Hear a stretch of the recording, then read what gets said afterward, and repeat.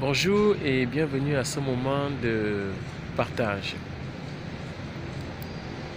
En brûlant le drapeau de la République du Cameroun le 31 décembre 2019, le combattant Mars Senior Ivoire a eu le mérite de susciter le débat sur la forme de l'État au Cameroun.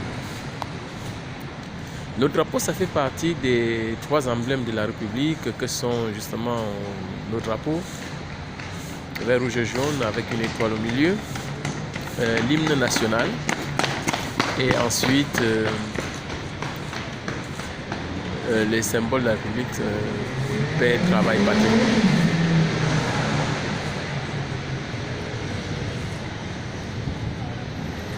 Ce coup de génie de Mars Senior Ivoire permet à la révolution et au peuple camerounais de se pencher sur leur pays sans porter des coups de fusil, sans faire de grosses actions comme le chassement de Columbia en France ou en Suisse. Et pourtant, ça amène les gens à réfléchir, à penser, à se retourner un peu vers leur histoire. On peut regarder cela premièrement dans un cadre légal. Dans un cadre légal, quand on s'attaque à un des emblèmes de la République, comme justement le drapeau, c'est condamnable. Mais sachez que c'est moins condamnable, par exemple, que s'attaquer à la personne du président de la République, Paul Biya lui-même. Donc, le drapeau représente la République, mais ça représente la République à partir du moment où l'ensemble des citoyens de cette République-là l'ont accepté. Ceci nous amène maintenant à une autre considération, la considération même de la légitimité du drapeau. Est-ce que vraiment le drapeau vert ou jaune, flanqué d'une étoile, représente le peuple camerounais, ou tout au moins la totalité du peuple camerounais? Malheureusement, je vais vous apprendre, la réponse est non. Parce qu'il faut savoir que le drapeau du Cameroun, le vert, rouge et jaune, à la base, sans l'étoile, a été remis au Cameroun, la République naissante, par la France. Donc c'est la France qui a décidé des couleurs, c'est elle qui a décidé de tous les autres emblèmes, de tout ce qui va avec, et a habillé cela. Et il faut savoir qu'en ce moment-là, donc, où le Cameroun est en train d'accéder à l'indépendance en 1960, ce drapeau est là pour l'indépendance de la partie francophone du Cameroun, le Cameroun oriental. Mais l'autre partie du Cameroun, c'est-à-dire le Cameroun occidental, qui était sous tutelle de la Grande-Bretagne, bon, ça c'est encore beaucoup de choses parce que le Cameroun en réalité n'a jamais été une colonie française, c'était sous tutelle, puisqu'avant elle était plutôt colonie allemande. Donc, l'autre partie du Cameroun qui est donc sous tutelle anglophone, qui est aujourd'hui réclamée par les Ambazoniens comme voulant carrément leur indépendance à eux. À l'époque où on donne l'indépendance à la partie orientale du Cameroun avec le drapeau vert ou jaune, cette partie-là n'est pas concernée. Et cette partie-là avait son drapeau à lui, qui est aujourd'hui le drapeau que les Ambazoniens sont en train de brandir là. C'est ce drapeau-là qui était le leur.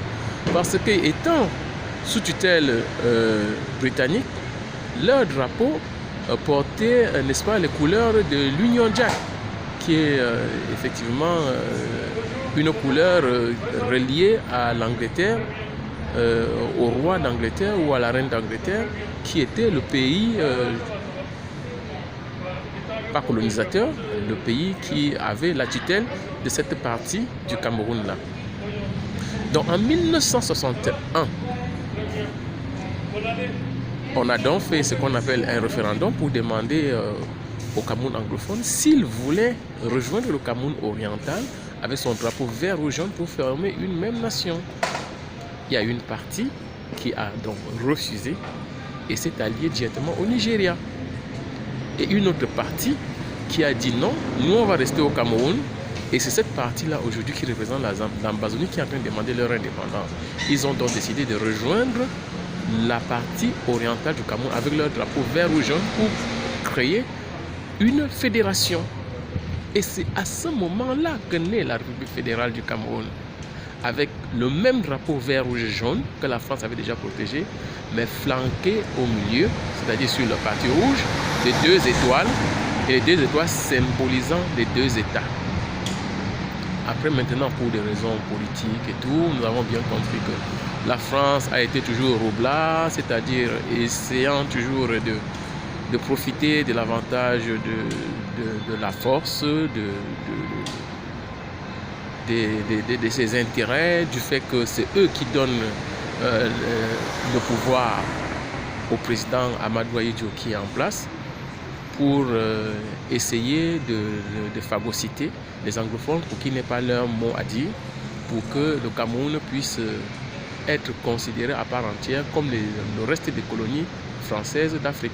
Ce qui d'ailleurs a été bien réussi, puisque après Paul Biya, nous avons vu, Ahidjo, nous avons vu Paul Biya, et nous avons vu que Paul Biya a encore mieux servi les intérêts de la France que le président Amadou Ahidjo l'avait même fait d'ailleurs.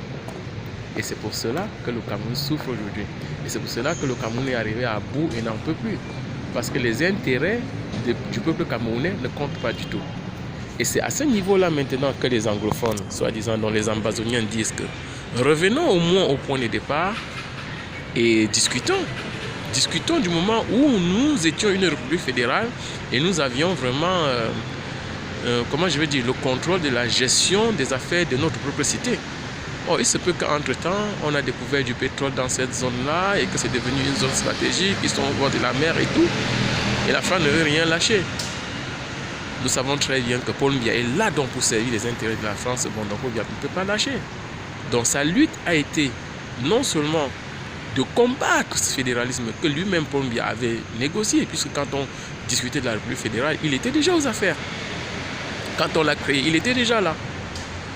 Et ensuite, le président Amadou Ahidjo, en 1972, est passé de la République fédérale en République unie. Quand on dit République unie, c'est-à-dire bien ce que ça veut dire. C'est-à-dire qu'une autre république est unie à une autre. Mais on enlève fédéral. Pourquoi on enlève fédéral? La subtilité se trouve dans la dose des responsabilités.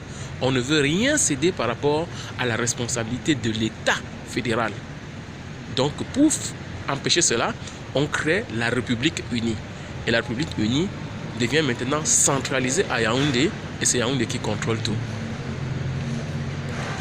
Donc, quand Paul Biya prend le pouvoir en 1982, je crois, 82-84, donc il prend un Cameroun qui est une République unie. Et qu'est-ce que Paul Biya va faire? Il va tout simplement décider de transformer la République unie en République du Cameroun, tout simplement, en enlevant l'autre étoile du drapeau et en nous imposant maintenant un drapeau avec une seule étoile. Je vais donc revenir un peu sur cette histoire pour vous faire comprendre une chose. Supposons même que le Cameroun ait été une république avec le drapeau vert rouge jaune.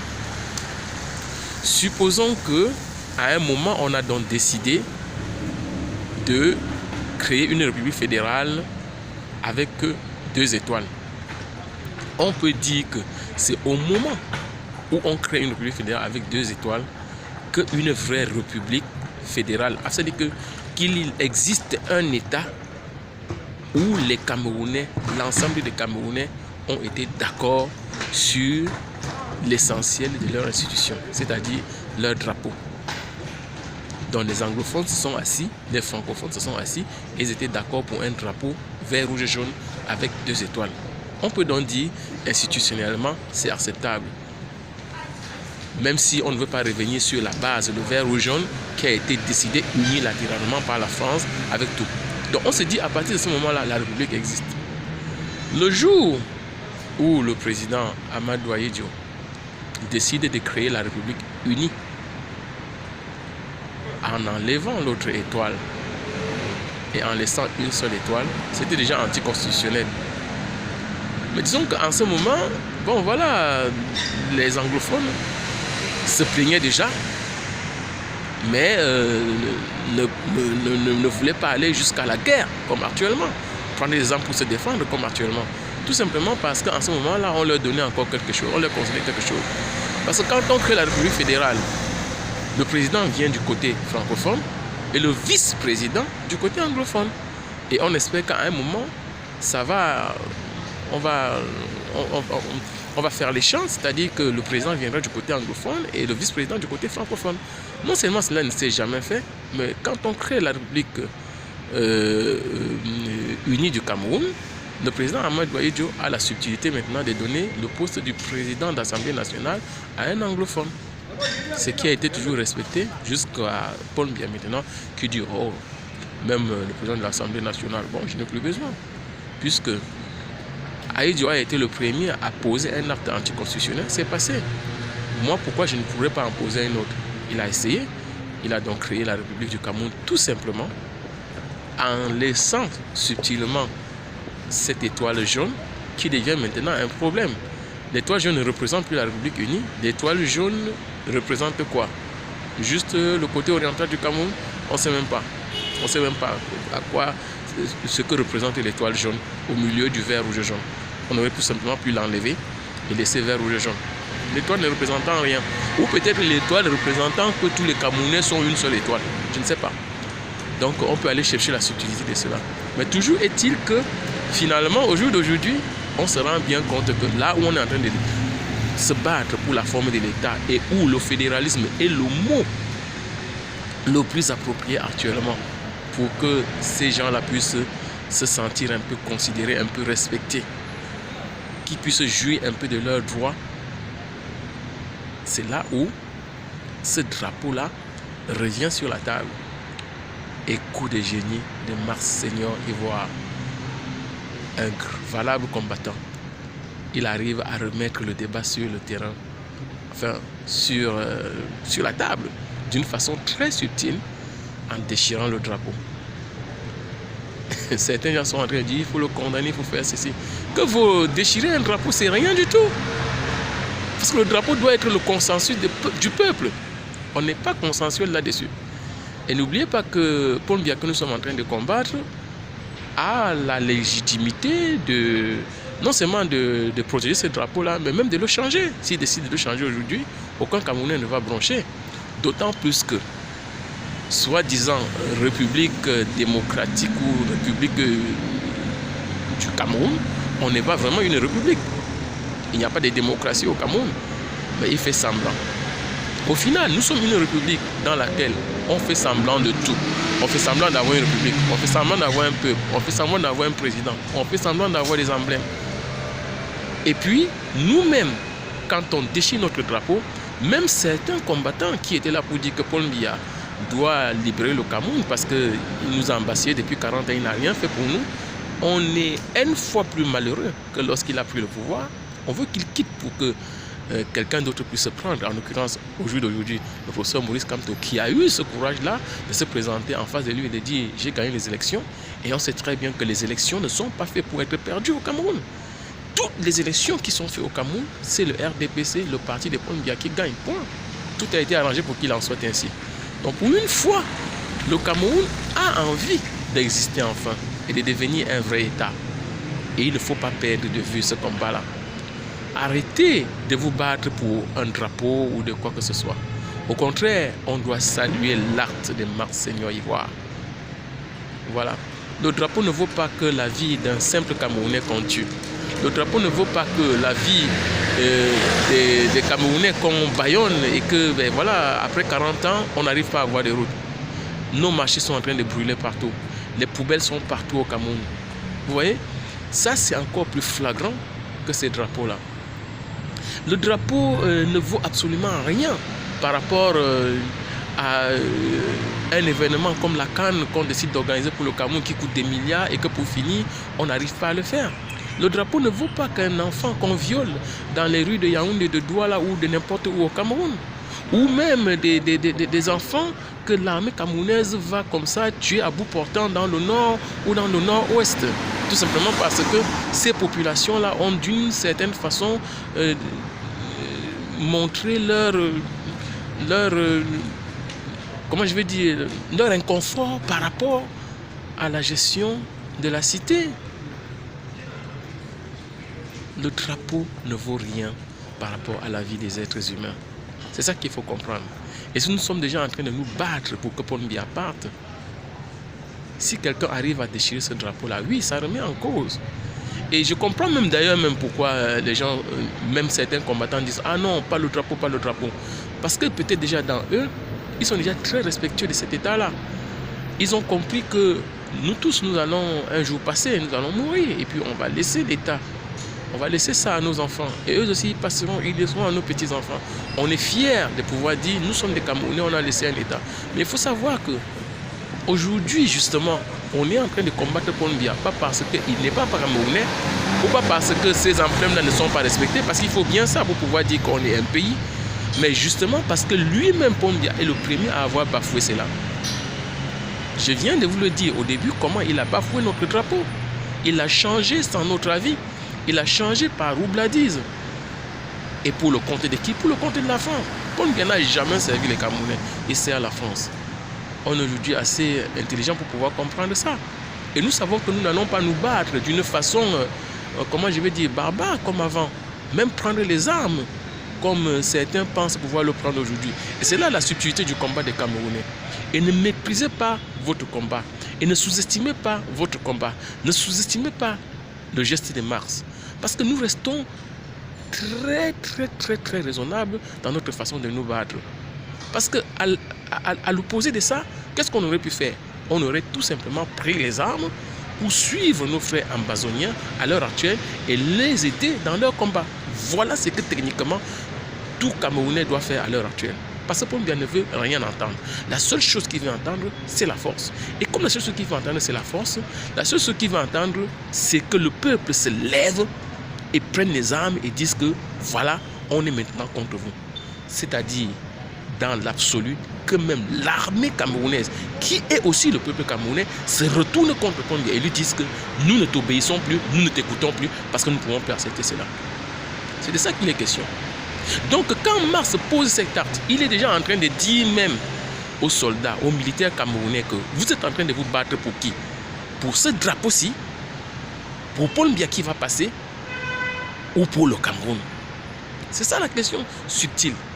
Si le drapeau donc représente le Cameroun, qui est quelque chose d'éternel, qui va rester, pour nous, pour nos enfants et nos petits-enfants, c'est au-dessus de Paul Biya. Et là, dans ce cas, les soldats camerounais doivent rentrer dans l'histoire et comprendre que ce drapeau-là n'est pas là pour un consensus possible pour le peuple camerounais. Parce que c'est en train de léser une bonne partie des Camerounais.